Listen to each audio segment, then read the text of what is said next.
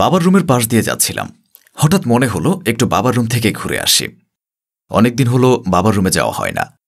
বিয়ের পর থেকে বাবার সাথে আগের মতো সময় কাটানো হয় না। শুক্রবারের সময় পেলেই বউকে নিয়ে ঘুরতে চলে যায়। বাবা গেছেন কিছু ওষুধ আনতে। আমি বাবার রুমে ঢুকে দেখি রুমটা খুব এলোমেলো, খুব অগোছালো, ঠিক যেমন একটা ছোট্ট বাচ্চার রুম। বাবার বয়স হয়েছে, শরীরটাও দিন দিন অবনতি ঘটছে। আমার সাথে তার অনেকদিন কথা তো দূরে থাক, তার চেহারাটাও দেখি না। সারাদিন অফিস করে রাত করে বাসায় আসি, এসে খেয়ে দিয়ে ঘুমিয়ে পড়ি। সকালে উঠে আবার অফিসে চলে যায়। বাবাকে নিয়ে ভাবার সময় আমার নেই। আমি জুইকে ডাক দিলাম। জুই বাবার রুমে এসে বলল, কি হয়েছে, এত চিৎকার করছো কেন? বাবার রুমটা এত অপরিষ্কার আর অগোছালো কেন? তো আমি কি করব? কি করবে মানে? তোমাকে না বলেছি বাবার যত্ন নিতে? আমি কি প্রতিদিন শুধু ওনাকে নিয়ে পড়ে থাকবো নাকি? যত সব, বাড়ির আরও অনেক কাজ আমাকে করতে হয়। তাই বলে বাবার যত্ন নেবে না? কেন?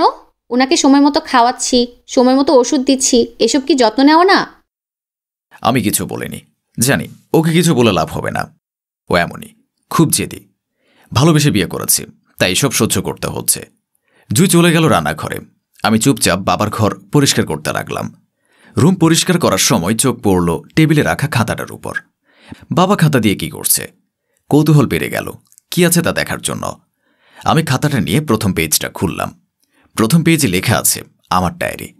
লেখাটা পড়ে খুব অদ্ভুত লাগলো। আমি পরের পেজ খুলতে দেখি মায়ের একটা পুরনো ছবি, আর তার নিচে লেখা আছে কলিজা। বাবা মাকে অনেক ভালোবাসত, কিন্তু মায়ের মৃত্যুর পর বাবা খুব পাল্টে গেলেন।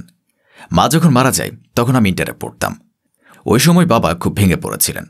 আমি আর আমার আপুরা মিলে অনেক কষ্টে বাবাকে সে কষ্টটা ভুলাতে পেরেছি। আমরা 3 ভাই বোন। আপুরা বড় আর আমি সবার ছোট। আমার আপুরা মানে ইরা আপু আর জান্নাত আপুর বিয়ে হয়েছে 2 বছর। তারপর থেকে বাবা আর আমি একা থাকি। জুই আর আমার বিয়ে হয়েছে 6 মাস হলো। বাবা অনেক আগেই তার চাকরি থেকে রিটায়ার করেছেন। আমি পরের পেজটা উল্টালাম। সেখানে মাকে নিয়ে লেখা অনেক কবিতা আছে। আমি সব পড়ে একটা মুচকি হাসলাম। কয়েক পেজ উল্টানোর পর লেখা আছে, আজ আমার ছোট্ট ছেলেটার বিয়ে। না, ছোট্ট ছেলেটা অনেক বড় হয়েছে, সে এখন চাকরি করে। কাব্য এখন দায়িত্ব নিতে শিখেছে। আজ তার বিয়ে, মেয়ে তার পছন্দের। আমি না দেখেই হ্যাঁ করে দেই। আমার ছেলেমেয়ের আশা আমি কোনোদিন অপূর্ণ রাখিনি, তাই তাদের পছন্দ মতো সব করেছি। জুইমা দেখতে খুবই মিষ্টি, দোয়া করি তারা যেন সুখী হয়। এইভাবে কয়েকটা পেজ পড়লাম, সবগুলোতেই আমাকে নিয়ে লেখা। পরের পেজ উল্টিয়ে দেখলাম কাব্য এখন খুব ব্যস্ত, নিজের শরীরটাও দিন দিন অবনতি হচ্ছে। কাব্যের সাথে আগের মতো রাতের আকাশ দেখা হয় না। চায়ের দোকানে বসে আর চা খেতে খেতে বাপ ছেলের আড্ডা দেওয়া হয় না। সারাদিন ঘরে বসে থেকে খুব বিরক্ত লাগে। তাই বৌমাকে বলেছিলাম একটা ডায়েরি কিনে দিতে, কিন্তু বৌমা আমাকে বলল, বাবা, এই বয়সে ডায়েরি দিয়ে কি করবেন? কিছু না, একটু লেখালেখি করতাম। এত টাকা দিয়ে ডায়েরি না কিনে অল্প দামে কিছু খাতা কিনে লিখলেই তো হয়। আমি কিছু না বলে খাতা কেনার টাকা নিয়ে নিলাম। এখন খুব লজ্জা হয় বৌমার কাছ থেকে টাকা খুঁজতে। গত মাসে ওষুধের টাকা খুঁজতে গিয়ে অনেক বকা শুনতে হয়েছিল। বলেছিল, এত দামি ওষুধ না খেয়ে অল্প দামি ওষুধ খেলেই তো হয়। আমি সেদিনও কিছু বলিনি। কিছু কিভাবে বলবো? কাব্যকে বললে সে ভাববে আমি মিথ্যা বলছি। সে তো আর আমার কথা ভাবে না। সে এখন নিজের সংসার ঘর নিয়ে ব্যস্ত। আমি চাই না তার সুন্দর সংসারটাকে নষ্ট করতে। এখন যে ওষুধগুলো খাচ্ছি সেগুলো খুব সস্তা, তাতেও কোনো কষ্ট নেই। ছেলের সাথে আছি, এটাই যথেষ্ট। তবে বৌমা আমাকে একটু সহ্য করতে পারে না। আমি কিছু বললে সে বিরক্ত হয়।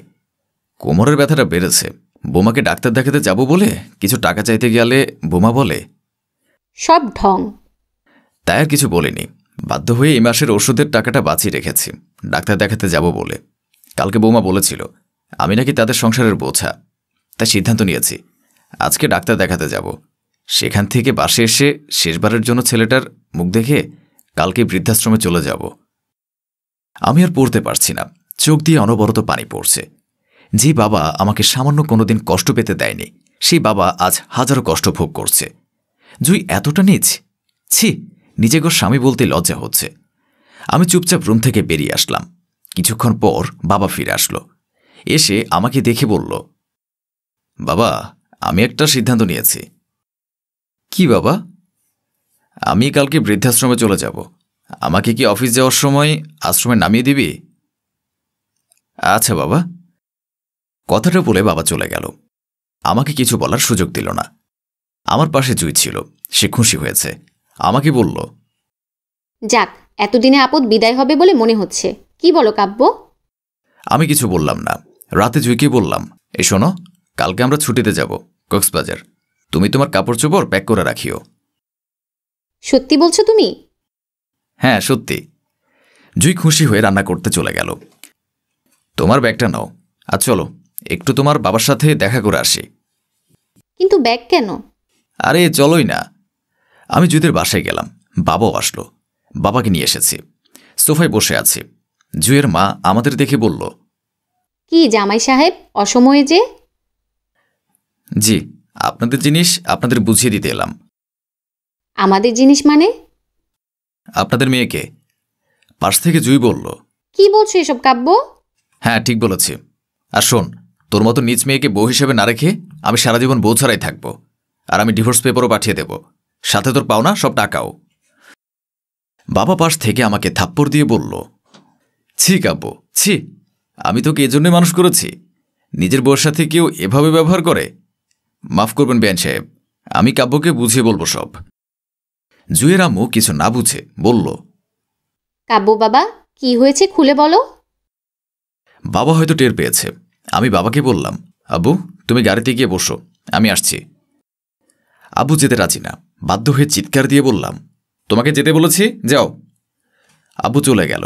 তারপর জুয়ের আম্মু বলল, জামাই সাহেব, কি হয়েছে? আমার মেয়ে কি ভুল করেছে? কাব্য, আমি কি করেছি? আমি তো তোমাকে অনেক ভালোবাসি। চুপ কর তুই। তোর মতো মেয়ের মুখে ভালোবাসে শুনতেই ঘৃণা লাগে। আর হ্যাঁ, আপনাদের মেয়েকে ভুলেও আমার চোখের সামনে যেন না দেখি। আমার মেয়েটা কি করেছে সেটা তো বলো। কি করেনি সেটা জিজ্ঞেস করেন। যে বাবা আমাকে এত বছর কষ্ট করে বড় করেছে, নিজে হাজারো কষ্ট সহ্য করে আমাকে সে মানুষ করেছে, নিজের কষ্টগুলোকে লুকিয়ে আমাদের ভাই বোনের সুখের জন্য লড়াই করেছে, সেই বাবাকে আপনার মেয়ে আপদ বলে? বাবা শব্দটার মানে কি সেটা আপনার মেয়ে জানে না, ওকে শিখিয়ে দেবেন। আর হ্যাঁ জুই, তুমিও শুনে রাখো, আমার বাবা তোমার কাছে আপদ, কিন্তু আমার কাছে সব কিছুর ঊর্ধ্বে। আমার কাছে সবচেয়ে দামি, সবচেয়ে প্রিয়। সরি কাব্য, আমাকে ক্ষমা করে দাও। আমি পারবো না, ক্ষমা করা আমার পক্ষে সম্ভব না। তুমি বাবাকে আপদ মনে করো, তাই না? বাবাকে এত কষ্ট দেওয়ার পর কিভাবে ভাবলে আমি তোমাকে মাফ করব? তোমার জায়গা আমার মনে তো দূরের কথা, আমার পায়ের নিচেও না। আমি চলে আসলাম।